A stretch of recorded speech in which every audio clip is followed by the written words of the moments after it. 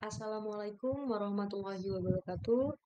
Perkenalkan, nama saya Gita Dwi Sikarsari, NPM 2141145 dari kelas Manajemen 21C. Di sini saya akan membahas materi tentang anjak piutang. Sebelumnya, terima kasih kepada Bapak Ahmad Zulkomaruti SEMM selaku dosen mata kuliah Pasar dan Lembaga Keuangan yang telah memberikan kesempatan kepada saya untuk mempresentasikan materi tentang anjak piutang. Langsung saja, sebelumnya, apa itu anjak piutang? Anjak piutang merupakan suatu usaha pembiayaan dalam bentuk pembelian atau bentuk pengalihan, serta pengurusan piutang atau tagihan jangka pendek suatu perusahaan dari transaksi perdagangan dalam atau luar negeri. Selanjutnya, siapa saja pihak yang terlibat dalam anjak piutang? Yang pertama, ada perusahaan anjak piutang atau vektor. Vektor merupakan suatu badan usaha yang melakukan usaha pembiayaan dalam bentuk pembelian dan atau pengalihan serta pengurusan piutang atau tagihan jangka pendek suatu perusahaan dari transaksi perdagangan dalam atau luar negeri. Yang kedua, ada pihak penjual piutang atau klien. Merupakan pihak yang memiliki piutang dagang yang timbul dari penjualan barang atau jasa kepada perusahaan pelanggan dengan pembayaran secara kredit. Yang ketiga, ada pihak yang berhutang atau nasabah. Nasabah merupakan pihak yang mempunyai hutang kepada perusahaan penjual piutang sebagai akibat pembelian barang atau jasa dari perusahaan penjual piutang dengan pembayaran secara kredit.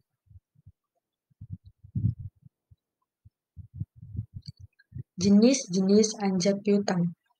Atas dasar jasa yang ditawarkan oleh vektor anjak piutang dapat dibedakan menjadi yang pertama, ada full service factoring.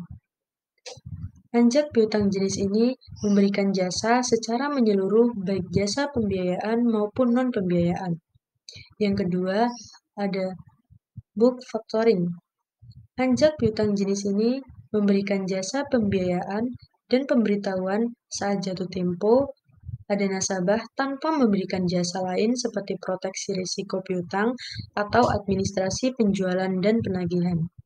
Yang ketiga, maturity factoring. Anjak piutang jenis ini memberikan jasa proteksi risiko piutang, administrasi penjualan secara menyeluruh dan penagihan. Yang keempat, ada invoice discounting.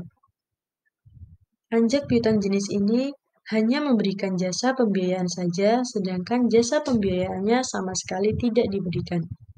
Yang terakhir ada advance payment. Anjak piutang jenis ini merupakan transaksi anjak piutang dengan memberikan pembiayaan di muka oleh perusahaan anjak piutang kepada klien berdasarkan pada penyerahan faktur yang besarnya kisaran 80% dari nilai faktur.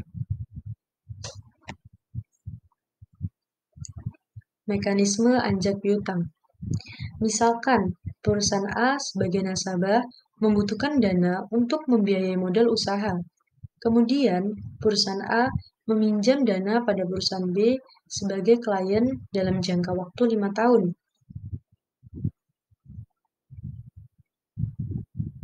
Tiga tahun sebelum jatuh tempo, perusahaan B membutuhkan dana untuk menutupi kerugian sehingga untuk mengatasi kekurangan dana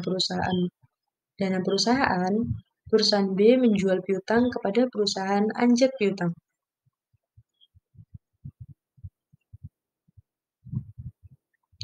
Dan dibeli sebesar 80% dari total piutang.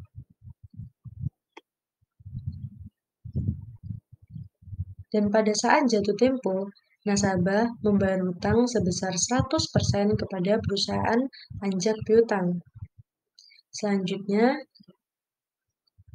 manfaat anjak piutang bagi klien.